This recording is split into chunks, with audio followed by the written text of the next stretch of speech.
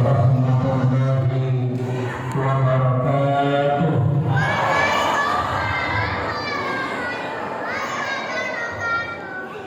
Maulaya shalli wa sallim daiman abadan ala habibika khairil khalqi kullihim huwal habibul ladzi turba syafa'atuhu li kulli khairin minal ahwali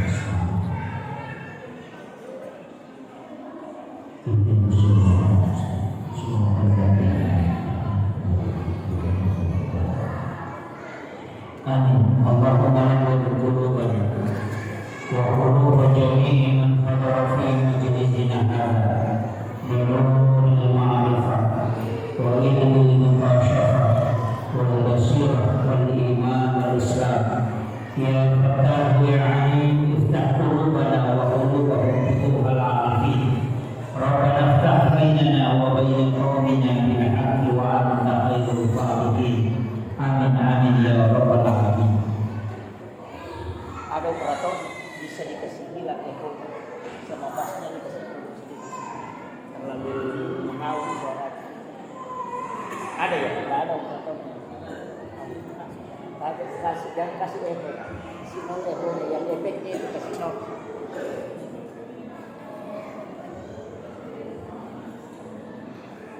Hadirin muhtaramin wal muhtaramat ikhwan fillah. Alhamdulillahilladzi rafa'al mustafa manasibal insani wal busra. Jangan pulumi. Bassnya ya, kasih turun.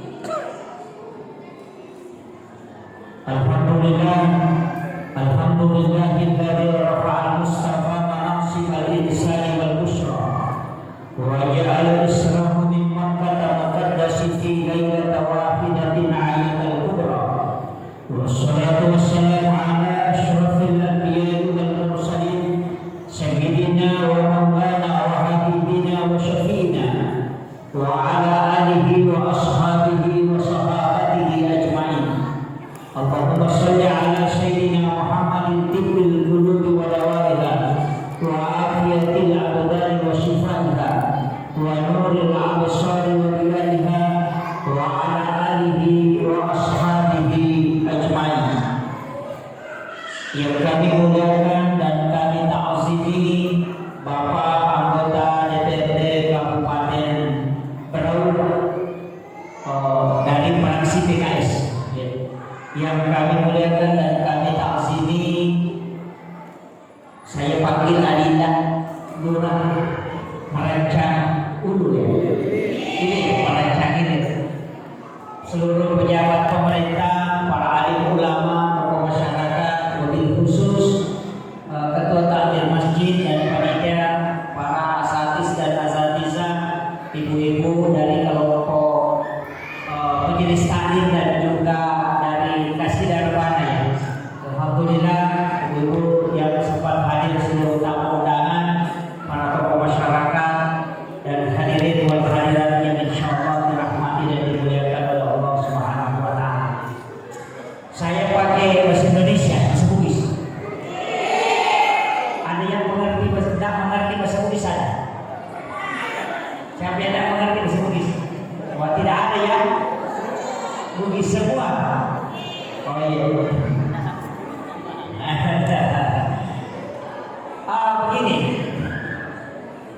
Peristiwa Isra dan Mi'raj narekomelo ki bicara hakikina. Hakikat dari Isra Mi'raj adalah Nabita diteguhkan hatinya. Pertama, yang kedua diperlihatkan semua yang diceritakan Al-Quran. Makanya linuriyahu min ayatina, untuk memperlihatkan tanda-tanda kebesaran Allah. Jadi memulai tingkatan lagi kita mana sinimnya malaikat dari langit pertama sampai ke 7 Nabi dinampakkan. Kemudian surga dan para penghuninya di pita mana, neraka dan para penghuninya juga di kesedihan. Malaikat yang menjaga tiangnya aras juga diperlihatkan. Jadi tidak ada Nabi yang pernah jalan-jalan di surga dan neraka kecuali Rasulullah.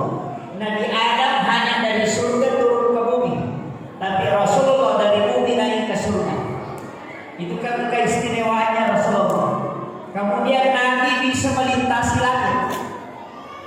Yang Nabi Isa bisa melakukan itu atas izin Allah, karena diangkat ke langit. Tapi Nabi Isa diangkat ke langit hanya di langit kedua, tidak melewati sampai langit ketujuh. Nabi sudah sampai ke Sidratul Muntaha. Jadi begitu mulianya Nabi sehingga kedudukannya bisa sampai di bawahnya arsy.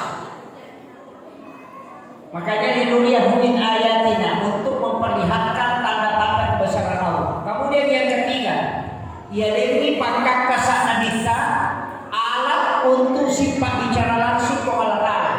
Dan itulah modal yang dikasih kita pada hari ini, yakni sholat. Jadi dengan ibadah dilalui agama yang langsung diminta Nabi mengambil karena tidak bisa dikirim. Malaikat tidak bisa ambil. Jadi itu sepanjangnya malaikat hanya mencatat. Yang dia catat sholatnya. Adapun tentang diterimanya atau tidak itu urusan Allah. Malaikat yang catat pahalanya, dan dia menjadi saksi bahwa hamba sholat. Tapi untuk isi sholat malaikat tidak tahu. Ini penting saya sampaikan. Jadi itu sepanjangnya ternyata kasih sembarang. Karena satu-satunya ibadah yang tidak bisa merangkum dua masalah hanya sepanjang. Oleh ini contoh, orang haji nonton TV itu tidak masalah. Orang puasa nonton TV tidak masalah. Orang sholat nonton TV pasti batal. Ya, haji kita cuma bicara dia batal haji tak, tapi sholat kita bicara pasti batal sholat. Jadi semua ibadah yang diperintahkan oleh Allah hanya sholat yang totalitas. Dia wadi mandre, dia wadi bicara, dan semua dihormat oleh Allah. Biasa kata waktu tanami, Madinah kesempajaloro Ustaz Basana di Raja Saleh. Saya kasih tahu, kalau kau tanyakan itu masih keliru. Mestinya kau tanyakan kenapa sholat ada keras, ada kecil, ada suara yang disirkan, ada dijahatkan. Sholat Isya 2 rakaat jahat, 2 rakaat sir. Sholat Maghrib 2 rakaat jahat, 1 rakaat sir. Sholat subuh sir dua-duanya. Sholat duhur asar 4-4-nya disirkan. Kan begitu. Jadi kenapa begitu? Karena sholat itu zahir wal batin. Harus ada ruh, ada jasad. Ini yang penting. Tapi matu sepanjangnya pelekendro. Ia sepanjangnya nas perintahnya ke Allah Ta'ala sebenarnya Rasulullah yang minta. Nah sama angka memang sepanjangnya dan dia sebelum Rasulullah. Walaupun Nabi adalah dia dari pertama. Ya kok kita reka uji maka dan minta wa awal, dia yang pertama, wal akhir, dia juga yang terakhir. Nabi pakular hakiki pacampuran ini lahirani. Kan begitu. Kenapa? Karena yang pertama diciptakan adalah Nur Muhammad. Imun terima dia oleh kalimat lahiran dan minta. Makanya salawat juga ada 2. Angka salawatnya Nur Muhammad, angka salawatnya ada Baladina dan minta. Salawat Nur Muhammad itu disebut salawat Jibril. Maka dia bacaan sallallahu ala Muhammad. Yaitu salawatnya ada Baladina dan minta yang sempurna Allahumma sholli ala Muhammad. Makanya sallallahu ala Muhammad kita masih nurnya itu sudah disolawati. Disebutlah itu dengan solawat Jibril. Ini harus kita tahu dulu supaya tidak rancu nanti kalau kita bahas lebih jauh. Kemudian ia rusikawan lana minta di dalam Al-Quran memang mengatakan qad ja'akum minallahi nurun wa kitabun mubin. Telah datang dari Tuhan nur. Itulah yang dimaksud dengan nur Muhammad. Baru wa kitabun mubin dan kitab yang menerangkan. Imun beri Taurat, Injil, Zabur, Al-Quran belakangan. Yang ada dulu adalah nur. Itu adalah nur Muhammad. Dari situ Nabi Adam diciptakan. Ulur Nabi Adam dipanjang. Waktu isuru masalah Nabi Adam, dia kan protes. Angka kata dipanjang di ulur, agar rasa malaikat ada. Maka dari Nabi Adam, apa yang diciptakan sebelumku? Kenapa saya mesti berselawat? Kemudian mengatakan dia adalah nur Muhammad. Nabi Adam ingin melihat itu dan diperlihatkan. Malaikat Jibril itu mengangkat sayapnya dan cahaya itu muncul di bawah sayap. Jibril, karena Jibril pun tidak bisa melihat nurnya Muhammad, makanya dia kasih lihatkan di bawah sayapnya, itu diperlihatkan saja. Dari situ Nabi Adam menundukkan kepala dan sujud di tanah sampai tersungkur dan matanya buta. Ia untuk riwayat nanti Nabi ta nigi baca salawat Nabi Adam, nareko pagi tahu yang baca asyhadu anna Muhammadar Rasulullah, dia cium kedua ibu jarinya. Dia usapkan ke matanya 3 kali sambil membaca sholawatnya Nabi Adam. Kuradena buta matanya yaitu tahu Nabi Sulaiman pangosena pengalatan. Yang kecil maka kacamata cukup baca itu. Marhaban bika ya habibi qurrata aini ya Rasulullah. Taklah. Doanya pendek. Jadi makanya itu kau bangun kan biasa ulama kita. Kalau orang dia berkatakan begini. Kedua ibu jarinya baru dia cium ke hidung. Ketika orang mengatakan asyhadu anna Muhammadar Rasulullah, baru dia usapkan ke matanya 3 kali. Itu Nabi yang janji tidak akan buta matanya hingga dia meninggal. Pendek doanya, marhaban bika ya habibi qurrata aini ya Rasulullah. Apa lagi? Belum. Yang kodeta pelayan pakai yang kedua untuk supaya tidak buta matanya. Kalau berwudu pada saat membasuh muka jangan tutup mata. Itu obat mata. Ada tertutup mata terpemaju mata. Itu obat. Kalau masih tidak bisa pakai yang ketiga. Ada ayat di dalam Al-Quran ketika kita temukan Samiun Basir. Maka letakkan kedua ibu jari di atas ayat itu. Kemudian letakkan ke langit-langit. Baru baca sholawat, usapkan ke mata 3 kali. Baru tarik sampai ke telinga di belakang, tekan. Kalau sudah berdengung, baca la haula wala quwwata illa billah. Itu tidak akan buta dan tidak akan tuli kemudian dia meninggal. Tidak akan berubah itu dua nikmat Allah. Kalau masih tidak hafal, pergi ke toko kacamata. Yang terakhir. Makanya Nabi itu berselawat. Semua Nabi berselawat. Nabi Ibrahim itu dikenal dengan selawat yang biasa kita baca. La ilaha illallahul malikul haqqul mubin Muhammadur Rasulullah shalihul wa'dil amin. Di pintu Ka'bah itu ditulis. Makanya 4 baris itu di pintu Ka'bah. Di situ tertulis La ilaha illallahul malikul haqqul mubin Muhammadur Rasulullah shalihul wa'dil amin. Itu 400 ulama berkumpul baru bisa ditetapkan tulisan itu di pintu Ka'bah. Karena siapa yang membaca pada saat tawaf wadah, mengangkat tangannya kemudian baca ayat itu 7 kali, doa itu kemudian dia usapkan ke matanya, kemudian dia tahan di dadanya, kemudian berdoa, insya Allah tidak akan meninggal kecuali masih kembali mau sampai rumah. Itu dipakai ulama itu. Dan siapa yang membaca 100 kali sesudah sholat duhur, kumpulkan masa penjara loro, tabaca ke sirat, maka tidak akan pakir dia hingga anak-anak. Itu janji Nabi. Tapalah merah. Itu Muhammad.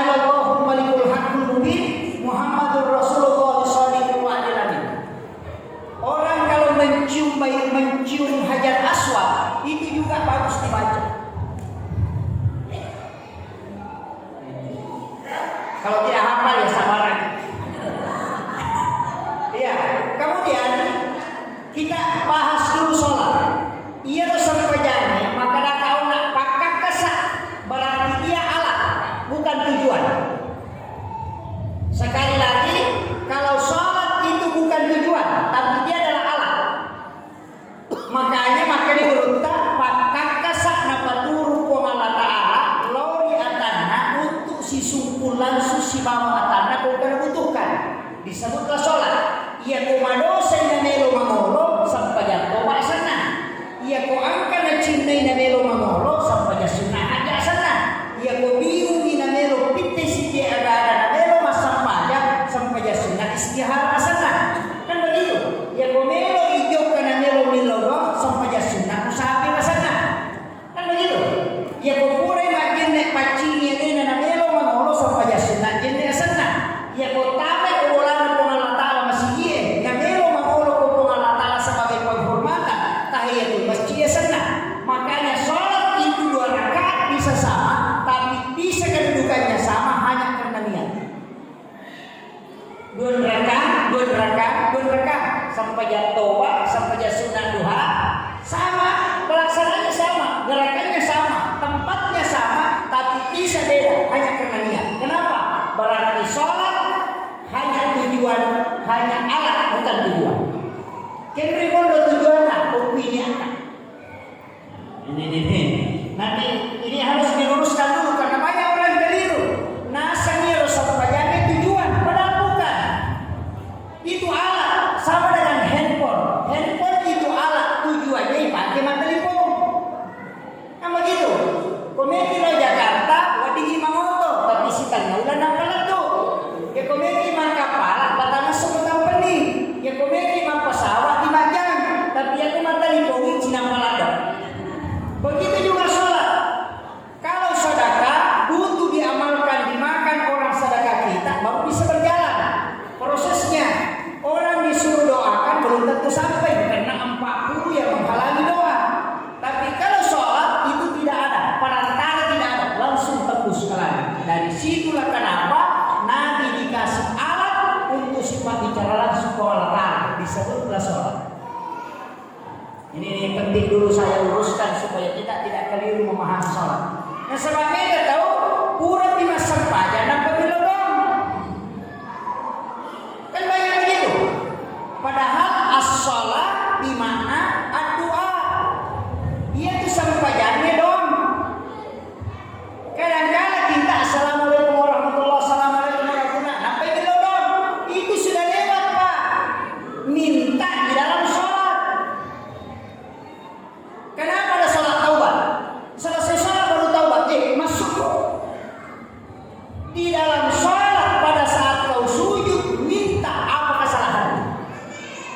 Nah sebab aku ikut mas sampaja, nah betul. Ia betul pura mas sampaja sudah ada yang menghalangi, kan begitu. Makanya diawali dengan takbiratul ihram, seluruh tubuh, jiwa dan ruh itu menghadap.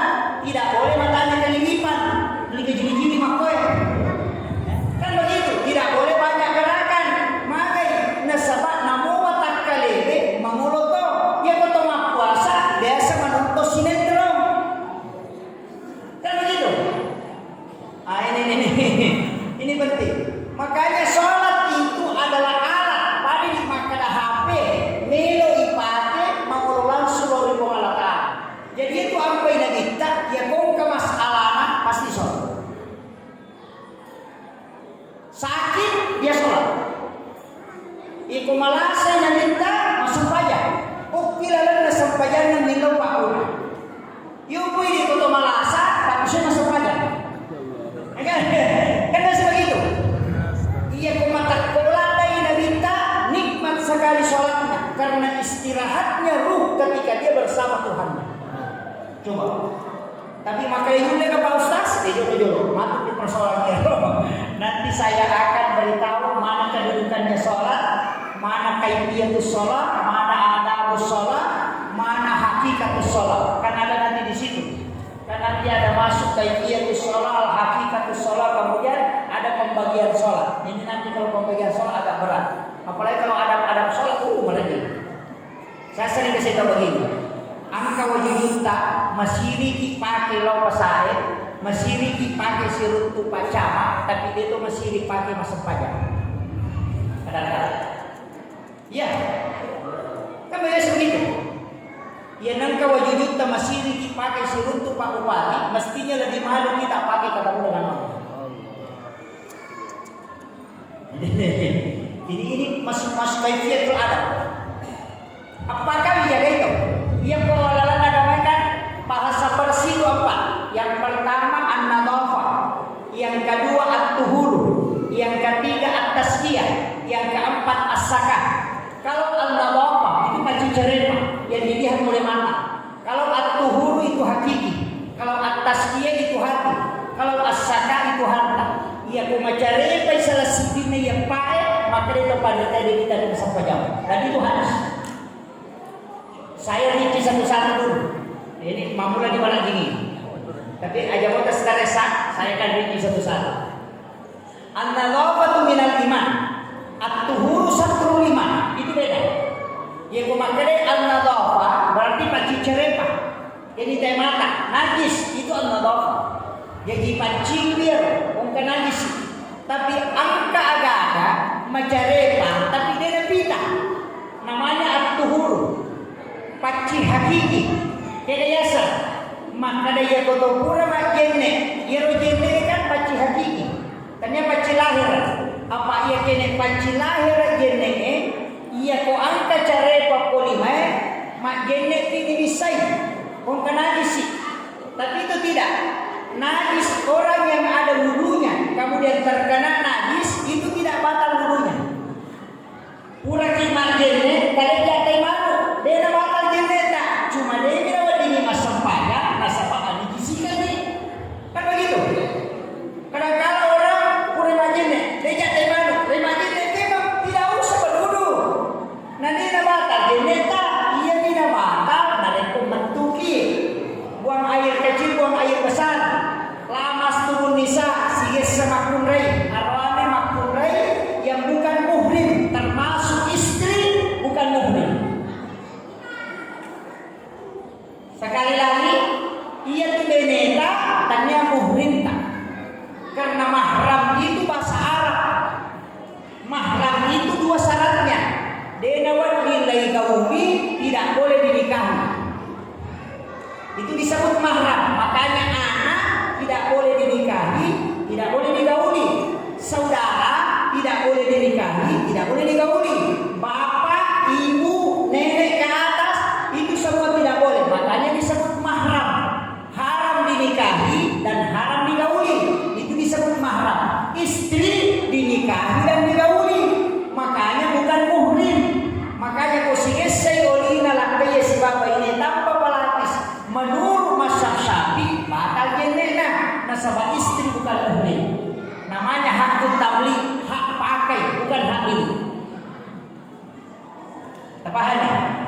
Jadi kau kemakurai maka tidak saling memiliki, oh tidak salah itu. Ya, bukan saling memiliki, tapi engkau punya sebenarnya begini. Kalau hak tamlik itu contohnya begini. Dia dimiliki, tapi dia tidak memiliki. Maka itu biasa Ustaz. Contohnya, ia komeka beli HP. Kata saya beli HP.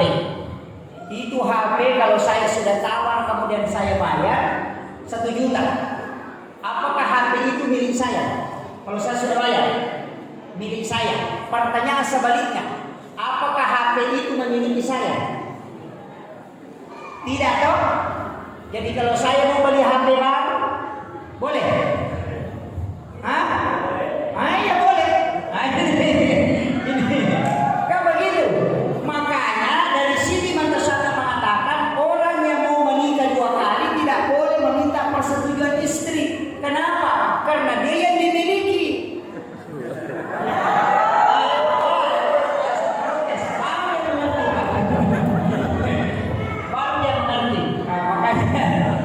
Makanya, tapi saya kan tidak permasalahkan. Cuma saya dikasih tahu bahwa itulah pendapatnya Imam Syafi'i. Kenapa suami dan istri sentuhan batal wudu? Karena di situ dia mengambil dasar. Yang banyak orang salahkan bahwa terlalu ketat, bukan ketat, memang pakai analisa. Nah ini. Jadi kalau Imam Malik kan beda. Lamas tumun nisa itu adalah berhubungan badan. Jadi kalau hanya sentuhan biasa tidak masalah. Nanti kelamin dengan kelamin baru batal wudu, kan begitu? Nanti ini kan mazhab. Saya kembali bahas. Jadi sebenarnya ia itu jadi paci hakiki. Jadi makanya patareka. Narek kumpulai mau pakai mambel jenekmu aja mau pakai masa panjang. Itu sudah potong. Ini kalau hakikat. Ya kuburan ibu pakai mencari, jangan pakai sholat. Itu sudah potong. Dia nanti ya sejak hidup wudu memperbaharui wudu. Ini antuhur ini. Apa makanya tadi kecil lahir? Karena mana yang dibersihkan kalau berwudu? Cuci kedua tangan. Nah sebab ia mega dosa. Ia tanda tangan. Ia tumak jalur-jalur. Kan begitu. Ia tumak jagur. Kemudian kumur-kumur. Ia mega tahu dosa. Nah sebab ia terima nana. Maju mata. Ini mata yang banyak dosanya. Apa ia kini lega ia udah pae. Tak tengok kue. Dia nama dosa tahu. Apa aku mana minta dosa ini? Barangkali apa kita bicara. Pikiri, oh kemana memang ya kolak gaya Pak Dena nama dosa tahu. Kan begitu. Makanya yang dibersihkan dalam wudu yang paling banyak bagian kepala, kumur-kumur, hidung, muka, kepala, telinga. Nah sebab di sini unsur yang paling banyak. Yang itu nak karya tu jene paci hakiki. Yang biasa jene terluka. Dena lukai jene na sebab pak kita, yang itu patah saudara maka dan melihat wanita batal wudu. Artinya melihat dengan syahwat batal asal mencari bayi matamu. Nah, ini penting ya. Jadi ini kita bahas bertahap dulu supaya dia tak merasa dulu. Nah, kemudian selesai itu pakaian. Ia pakaiannya dua rupa. Angka mau paci lahiran, angka paci hakiki. Makanya haram itu ada dua.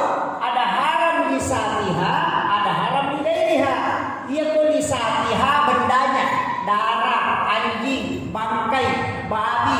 Itu haram di satiha. Benda dengan itu haram.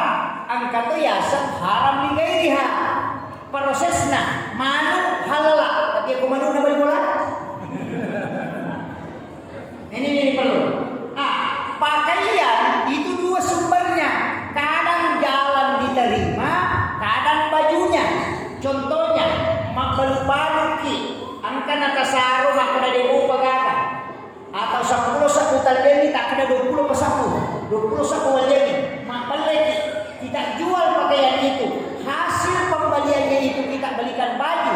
Berarti di dalamnya ada uang haram. Makanya hadis dengan kita Bukhari Muslim.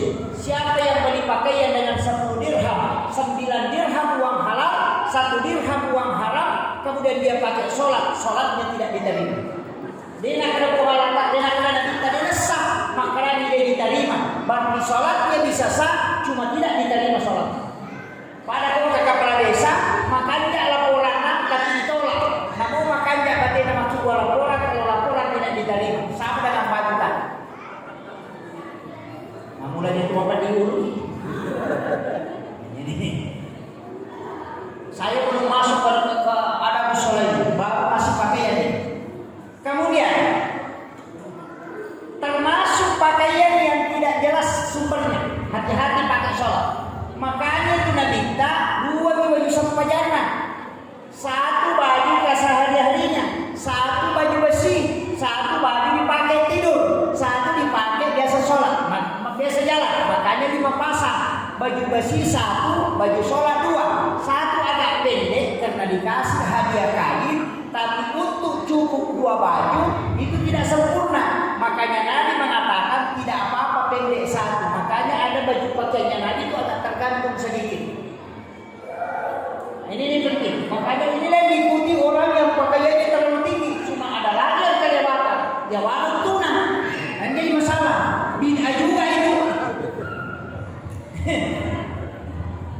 Nabi itu malu kelihatan betisnya. Jadi dia kalau mau baju masurana sebenarnya bukan celana. Nabi itu pakai sarung. Itu sunnah itu pakai sarung. Jadi itu di atas mata kaki. Tapi usahakan jangan kelihatan betis. Karena Nabi itu kelihatan betisnya malu. Dan kalau sholat lutut kelihatan itu batal sholat. Karena aurat laki-laki lututnya sampai ke pusar. Antara lutut dengan pusar. Kalau perempuan Jadi awana sadana makuna itu aurat, rambut wanita aurat. Kemudian perjalanannya juga aurat. Yang bukan aurat adalah muka, wajhun. Tapi yang di bawah ini tidak masuk wajhun. Makanya ya kung kamakure masalisapa, nah kelihatan di bawah ini menurut Syafi'i itu batal sholat karena auratnya kelihatan. Ini bahaya. Makanya talkum wanita yang paling aman yang pakai karet di sini. Yang dari Malaysia itu talkum Malaysia itu talkum Syafi'i. Jangan ditarik ke bawah sini. Itu bahaya Pak. Kalau ini kan bukan wajah. Ini perempuan harus tahu. Yang kedua, rambut wanita itu aurat. Kelihatan satu lembar batal sholat karena auratnya kelihatan. Nah syarat sah sholat menutup aurat.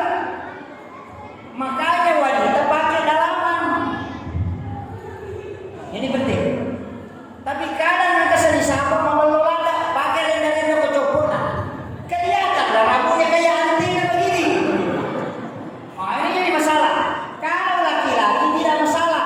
Cuma laki-laki kalau 3 lembar rambutnya menutupi jidatnya pada saat sujud disebut makruh sujudnya. Makanya pakai teh songkok. Songkok tujuannya menghalangi rambut supaya tidak turun ke bawah. Tapi megatoto masuk kok itu jadi masalah.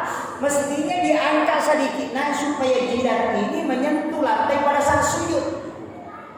Paham? Ya dia ini tahu gondolo tidak mau dia songkok.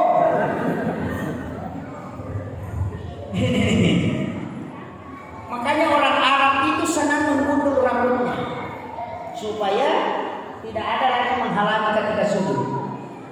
Jadi angkat itu tahu maka dah nigi masuk wajah dia nak songkok maka harus sampai jadi. Ternyata desa dan nanti itu desa dari 50 songkok.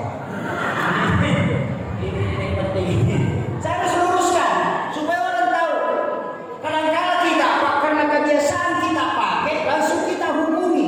Makanya yang songkok pakai sempaja bukan pakaian sholat. Songkok itu bukan pakaian sholat. Cuma dia dipakai sholat. Beda. Kalau yang pakaian sholat dia menutup aurat, ini dipakai sholat. Tepahannya, makanya kalau dewe, namun tidak dia satu sampai jana, yang penting tak tutup posisinya silapuna. Kan begitu. Makanya kalau dia pakai sarung sampai di bagian sini tidak masalah. Sudah sah karena auratnya sudah tertutup, jadi makruh dia cocok. Tapi bagi wanita makruh hukumnya menggunakan niqab. Dia namanya dipakai cadar, makruh menggunakan cadar ketika sholat. Makanya orang tawaf itu dilarang pakai cadar. Kemudian orang wukuf tidak boleh pakai cadar. Kalau ada orang mengatakan cadar itu wajib hukumnya, saya tantang itu. Kenapa? Seandainya dia wajib, dia harus dipakai pada saat wukuf. Padahal dia disuruh cabut. Berarti ketika dilarang dipakai pada saat wukuf, berarti dia bukan termasuk pakaian menutup aurat. Itu harus ditahu. Kadang-kadang kita karena semangat agama hukum dilupakan. Mengatakan harus pakai cadar. Pakai cadar itu bagus karena bisa menjaga pandangan. Tapi jangan melupakan hukuman cadar menjadi wajib. Tidak boleh karena merubah hukum itu bahaya. Ini saya kasih tahu. Jadi cadar seandainya dia wajib, gampang sekali hukumnya. Seandainya dia wajib, dia harus dipakai pada saat wukuf. Pada saat tawaf dia harus dipakai. Itu disuruh buka. Karena tawaf itu sholat sunat dari masjid. Makanya orang yang pergi umrah jangan coba-coba secara langsung kalau tawaf. Kita sudah tawaf, sudah apa tawaf? Oh sudah sholat. Ini karena tidak mengerti. Kalau kita di sini itu sholat sunat dari masjid. Kalau di Masjidil Haram kita tawaf 7 kali putaran. Kenapa 7 Pak? Sa'i 7 putaran, tawaf 7 putaran, rakaat sholat 17, ada angka 7. 7 hari kelahiran orang disuruh akikah. Kalau tidak sempat tambah 7 hari. Kalau masih tidak sempat tambah 7 hari. 7 tahun umurnya suruh dia sholat. Kenapa selalu angka 7? Itu ada rahasia. Ini ilmunya orang dulu dan itu langsung dideteksi. Kalau ada orang menikah di umur 21 sampai 28, maka nanti di umur 38 baru mau menikah. Kalau mau lihat orang sukses, lihat di bawah umur 30-40. Kalau dia berhasil di umur 35 sampai 41, berarti dia bisa menanjak kehidupannya sampai mati. Tapi kalau dia tidak kaya sampai umur 40, tidak bakalan kaya sampai mati. Begitu-begitu. Hitung itu. Itu sudah dideteksi Pak. Jadi umur 43 di situ mentok. Kalau sudah empat umurnya dan tidak kaya, maka kau menutup. Maka dia dulu tak kere-kere oleh Yasin. Tapi kalau dia kaya di bawah itu, berarti dia bisa sukses ke atas.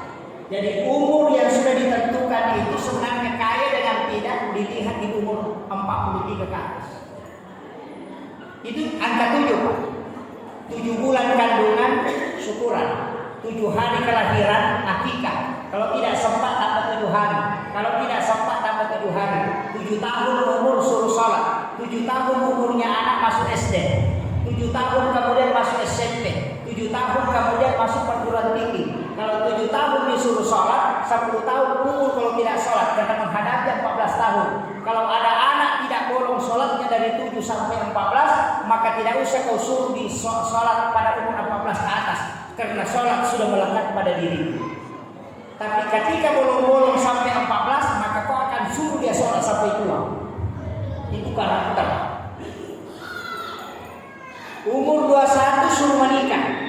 Kenapa? Kalau dia tidak menikah di umur 21 sampai 28, maka lihat nanti kalau umur 30 baru mau menikah, anaknya baru masuk SD, dia sudah 45 tahun. Coba. Itu harus dihitung. Ini makanya tapi ingat di umur 41 sampai 47 itu ingin menikah kembali. Makanya di situ banyak orang mau menikah lagi. Iya, laki-laki perempuan sama karena syahwat menikah muncul kembali. Ini ulama kita sudah tadi. 43 tambah 7 tahun berarti 50. 50 rentang 2 tahun. Kalau kena penyakit yang membuat kita drop berarti tambah 7 tahun. Insya Allah tidak melewati. Tapi kalau di situ kena penyakit tidak membuat tubuh terlalu drop, maka bisa masih tambah 7 tahun umurnya ke depan. Itu analisa ulama. Jadi ada guru saya tidak bilang, kalau saya tidak sakit sampai bulan 8, berarti umur saya masih bisa tambah 7 tahun. Tapi kalau saya sakit sebelum bulan 8, maka umur saya sudah tidak mencapai itu. Dia sakit 8 hari, langsung dia bilang, saya kemungkinan meninggal tahun sekian. Dan itu terbukti, 100 hari sebelum meninggal dia sudah tahu. Itu analisanya ulama itu luar biasa. Itu ilmu kasyafi. Jadi tidak semua bisa pakai. Saya pun sendiri kadang bingung hitung-hitungnya. Kenapa bisa dia dapat? Oh, ternyata analisanya ulama itu ada analisa hitung-hitungan. Dia kan begini, tawaf 7 putaran, sa'i 7 putaran. Orang sujud itu 7 anggota tubuh yang sujud, 2 kaki, 2 lutut, 2 tangan, 1 kepala. Langit itu 7 lapis, tanah itu 7 susun. Coba. Sholat itu 17 rakaat, di dalamnya ada angka 7. Makanya orang tua dulu kalau ada wajah 77, wah Indomina nasani. Dia ada campur minggu kong kamu manasani. Makanya begitu. Itu saya tak pakai yang begitu. Cuma angka 7 ini ada hitungan. Tapi ulama kita kadang tidak pakai. Itu ilmu hikmah. Ilmu hikmah itu Pak berat, karena dia tidak masuk dalam analisa hukum-hukum. Dia itu masuk dalam analisa kaidah. Istilahnya kaidah ilmu kosong. Saya kasih contoh kalau mau tahu ilmu hikmah. Hadisnya begini. Dimakruhkan atau tidak boleh kalau orang makan itu melangkahi makanan yang ada di depannya. Tidak boleh. Biasa kan di sini ada ayam, ada ikan, di sini ada sayur. Ada tangan kita mengambil yang jauh kayak eskavator. Itu tidak boleh. Itu larangan dalam hadis. Hikmahnya apa? Ya ko angka kau manre nama tek kaliman na pemal pakannya ya kau kan lurus ya tu tahu malam selesai.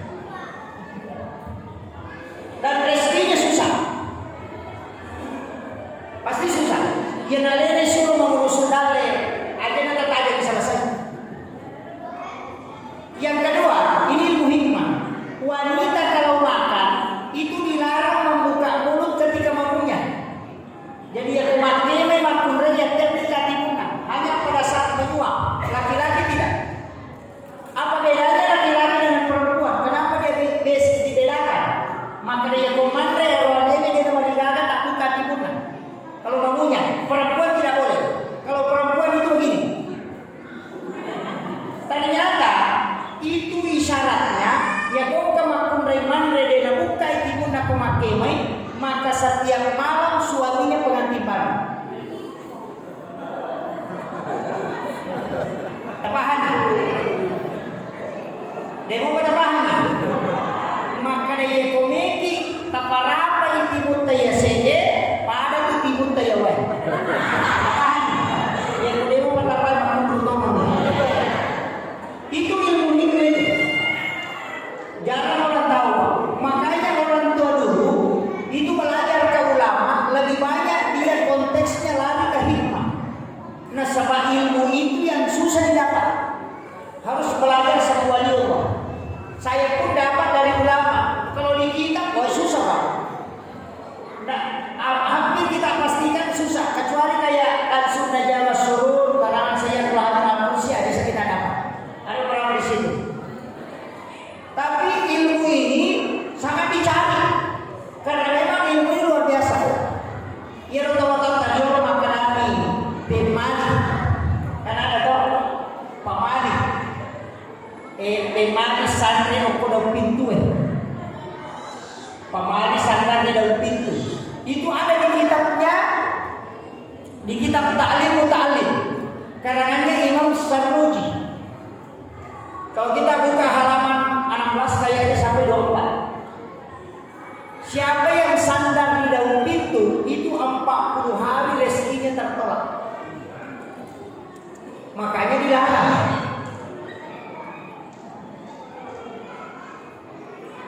Ini untuk rezeki. Yang kedua, tidak boleh menyapu di malam hari. Denau di masari koni. Makanya tempat terpemani. Itu larangan memang. Rasulullah melarang. Janganlah menyapu di rumahmu di malam hari, karena malaikat rahmat akan keluar. Itu tidak boleh. Ini. Yang ketiga, ini banyak. Jangan menggunakan pakaian yang sementara dipakai sebagai lap. Matangani pakainya dulu kan. Biasa kan HP dilapkan ke baju, kacamata dikasih lap di jilbab. Itu pantangan. Siapa yang menggunakan pakaian yang dipakai sebagai lap itu menolak rezekinya 40 hari. Yang paling parah, pakaian yang sudah dipakai dengan alasan mau dicuci kemudian dipakai melap, itu pantangan betul. Aja lalu pakai masak padal itu 5 dijing. Jadi yasar macam repot mereka baju juta kurai pakai dari patapa ko raw juga beli sesak. Sisa kan kagak ada dulu itu yang diambil kemudian dijadikan lap. Alasannya untuk dicuci besok. Itu pantangan. Kecuali memang pakaian dijadikan lap tidak masalah. Maka dah pakai bekas yang lulukan memang tidak masalah. Tapi kalau masih mau dipakai baru dijadikan lap, ini pantangan. Jangan sekali-kali. Dia boleh mendecengin.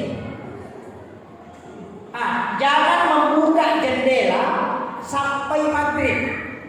Jadi ada pura asyarat tatutu ikan atas jendela jangan dibuka. Pakaian jangan bermalam di luar rumah. Nasabah jin akan tinggal di dalamnya. Termasuk menggantung pakaian di dalam kamar sampai bermalam itu menurut jin. Makanya diminta dikibaskan. Pokok itu nang katau madari mamat di arona langsung mati itu jin pakaian. Maka ada nama lah mamat di arona itu jin pakaian. Terutama pakaian yang bermalam di luar rumah itu pantangan betul itu. Bahkan saya pernah dapat satu riwayat, jangan kau pakai kecuali kau cuci kepala. Ini ilmunya orang tua dulu itu. Maka kibri boleh gini. Ini yang banyak orang tidak tahu.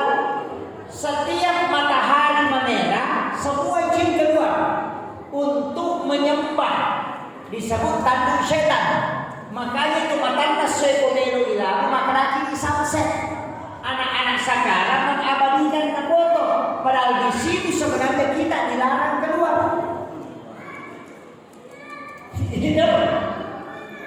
Yuk ini dia bilang matanda serampai bunyi. Oh ini samset. Oh dia kejar tempatnya setan menyembah. Jadi masalah tuh.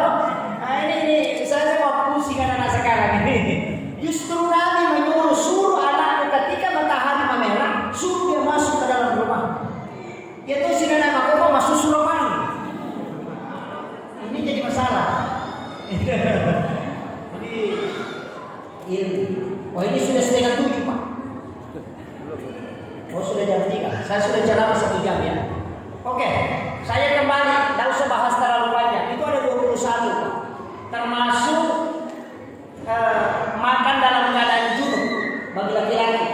Uraki berhubungan, nah kemudian belum mandi kemudian makan. Kalau mau makan kalau sudah berhubungan langsung berwudu dulu.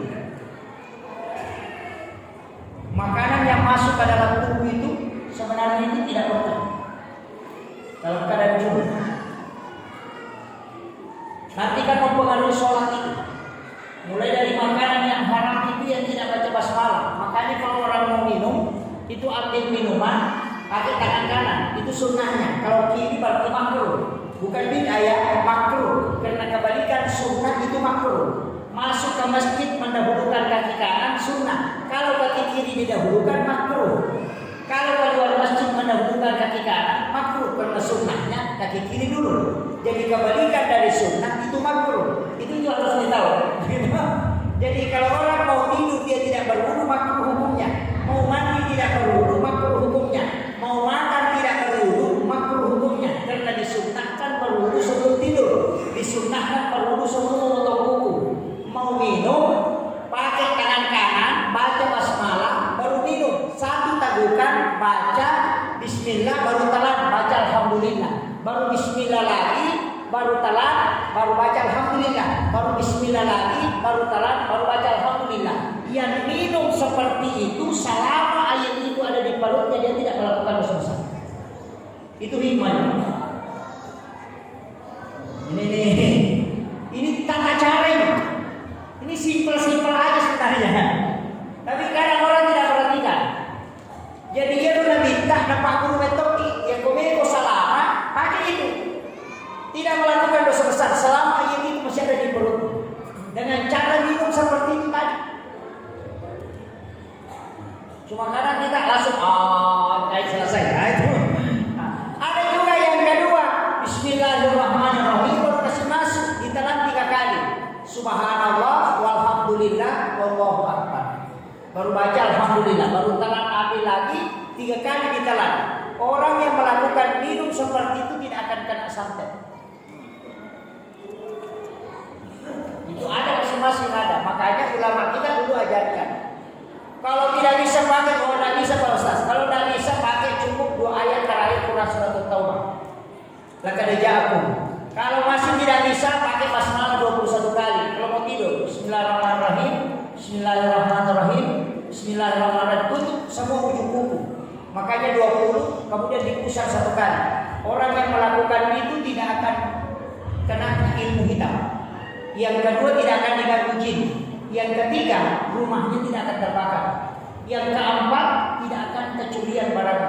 Yang kelima tidak akan kena banjir kecuali rumahnya di pinggir sungai. Jadi masalah. Iya. Itu makanya ulama kita dulu itu mengajarkan itu di kitab Fathul Mu'in kan ada. Kemudian saya lanjut ini sholat tadi. Sholat itu Pak Bu, karena dia Nabi sudah melihat para Nabi sholat, maka setiap tingkatan langit yang ditemui Nabi itu ada sholatnya. Makanya cuma Nabi yang tidak ada hukum sholatnya itu Nabi Adam. Dan di Nabi Adam itu tidak ada syariat, juga tidak ada hukum, tidak ada dilarang mencuri. Di masa Nabi Adam tidak ada larangan mencuri. Bagaimana mau mencuri dan tidak ada orang? Makanya tidak ada mencuri. Zina tidak ada. Nikah dengan saudara itu tidak dilarang karena memang saudaranya jadi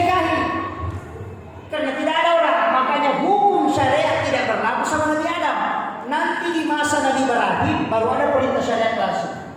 Nah, ini makanya nanti kan ada perjalanan. Karena kita itu sebenarnya Indonesia ini agak unik. Karena sukunya dia kena Mongol sebelah, Asia sebelah, kan sudah ada begitu. Makanya kita karena kecil-kecil, kulitnya tidak terlalu hitam, tapi tidak putih juga. Ada yang sawo matang, ada yang matang betul. Kalau India itu kan Arab dengan Mongol gabung, makanya hidungnya tinggi, kemudian orangnya agak besar. Tapi dia ada hitam sedikit. Kalau Pakistan kan sudah pernah dengan barat. Cuma kadang-kadang kita orang Indonesia mau ikuti India, pokoknya gayanya India karena suka nonton film India. Ya cukur alisnya kasih bengkok ke atas, saya kan jadi masalah. Akan kami begitu. Yang banyak kalau laki-laki tidak banyak terpengaruh. Dia megan akan terpengaruh itu makum rai. Yang banyak. Iya. Seragam tidak mau selesai. Kalau ada pengajian langsung ada seragam. Stresnya Pak bukan karena materi ceramahnya, tapi stres karena belum lunas seragamnya ganti lagi di kampung saya. Tapi kalau ada anggota dewan yang ngasih seragam, ambil. Iya, tapi harus dengan niat yang bagus. Sama tadi, ada sholat hajat, ada sholat taubat, ada sholat sunnatul masjid. Kalau dia kasih seragam, dia punya hajat. Saya sebenarnya mau maju jadi caleg, mudah-mudahan seragam ini sebagai sedekah, saya diberikan hajat saya diterima oleh Allah. Nah, itu tidak masalah, karena itu doa. Kecuali dia bilang saya kasih, tapi ingat coblos nomor sekian, nah, itu tidak boleh. Harus dibedakan. Jadi sogo dengan sedekah itu dipisahkan, tergantung dari niat. Titip doa ke orang itu boleh, hadisnya sahih. Rasulullah mengatakan siapa yang tidak punya keturunan, sudah lama menikah tidak ada keturunannya, cari 7 orang miskin di kampung itu, sedekahi pada hari Jumat, minta dia mendoakan kamu, karena 7 orang miskin berdoa mengalahkan 40 ulama. Masya Allah. Orang caleg bisa datangi orang miskin 7 orang, baru dia sedekahi dari Jumat, baru dia kasih tahu doakan saya punya hajat untuk menjadi anggota dewan. Itu tidak masalah, Nabi bolehkan. Yang tidak boleh, ini beras kau ambil, ini sarung, tapi coblos nomor sekian. Nah itu sogo. Tapi orang yang disogo dan menyogok itu tidak berdosa. Tidak.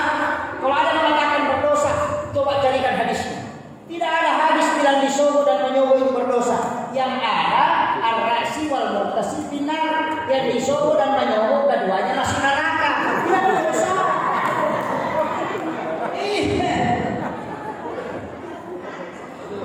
Ini harus ditahu, beda hukumnya dosa, beda masuk neraka.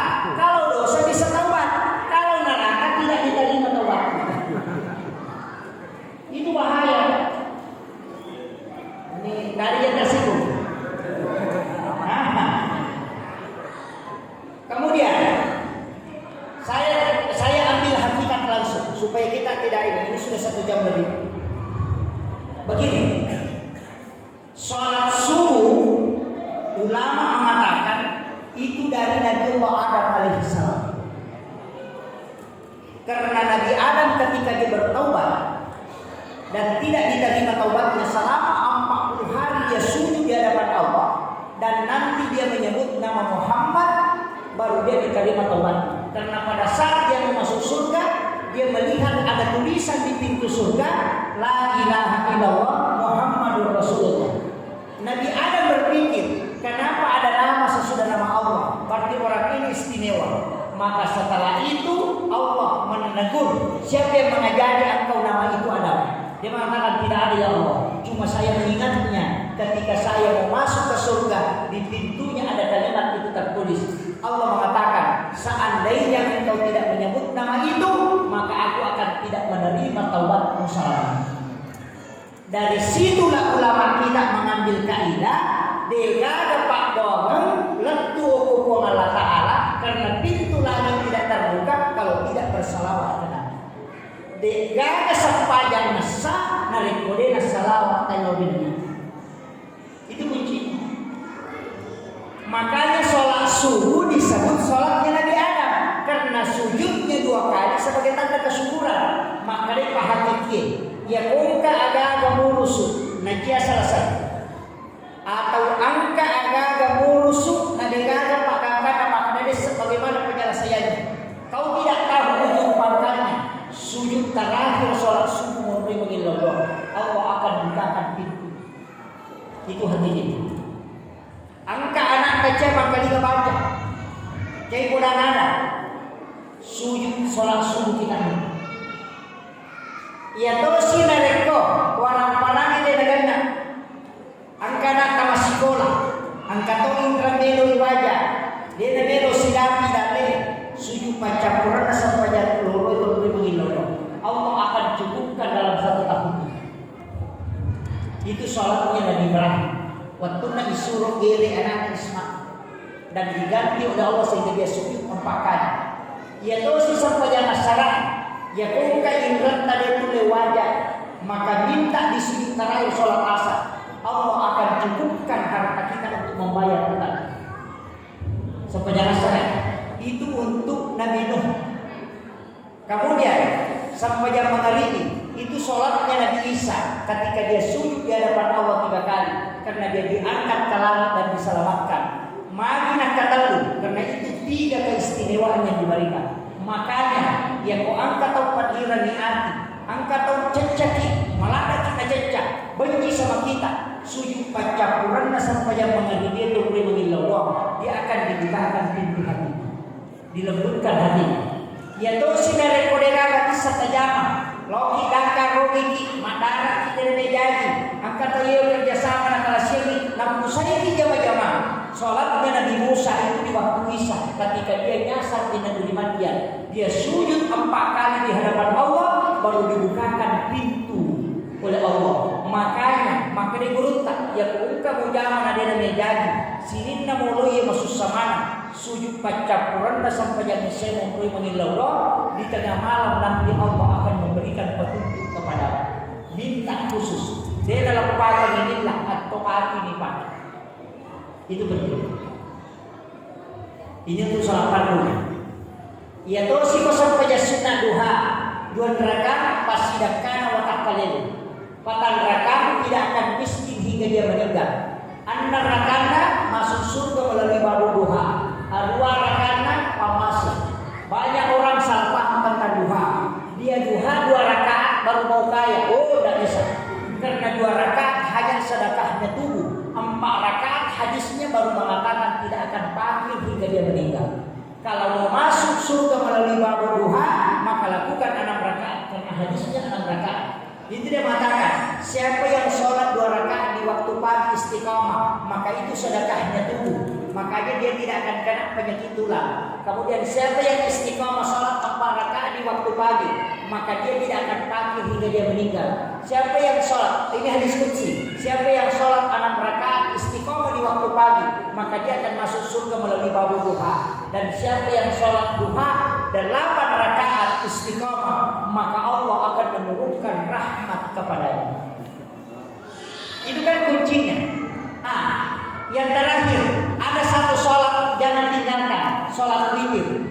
Karena satu-satunya sholat yang dijamin sebagai wali Allah itu sholat witir, bukan tahajud. Makanya ada disebut ahli witir. Orang yang berwitir sebelum tidur itu tidak akan diganggu jin sampai pagi. Itu jaminan itu Pak. Makanya kalau orang sudah witir kemudian tidur dan bermimpi, pasti mimpinya isyarat, bukan gangguan jin. Kecuali tidur sesudah sholat subuh itu jadi masalah. Kita biasa witir berapa rakaat? 9 rakaat, ada yang witir 9. Tidak ada. Padahal itu witir jalan pintas mimpi ketemu Rasulullah. 7 rakaat ada? Tidak ada. 5 rakaat? Tidak ada juga. 3 rakaat? Ada. Kalau 3 kerjanya 21 atau langsung 3? 21. Saya mau tanya, yang 21 niatnya apa? Yang 2 rakaat dulu. Usolli sunnatal witir rakatain. Malah sahur itu malaikat. Waqatain masa saja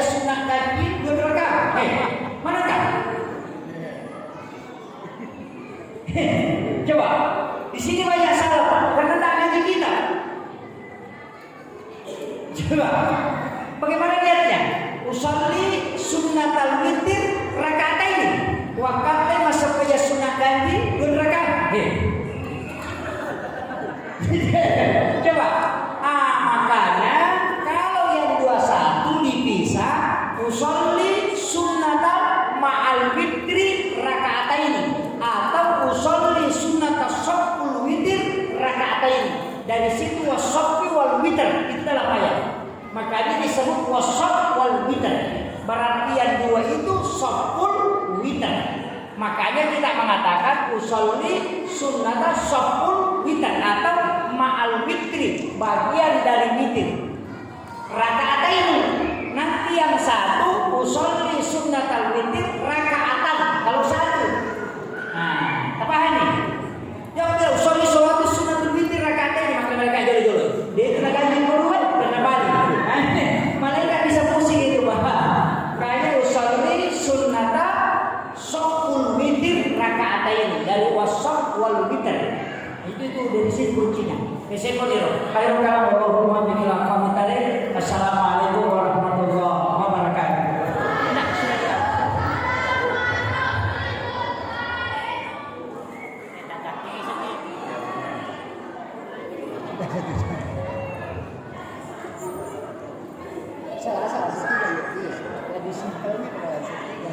Alhamdulillah, baru selesai mendengarkan hikmah dari Maulid.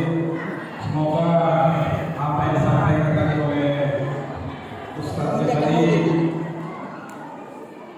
berkenan di hati kita semua, dan semoga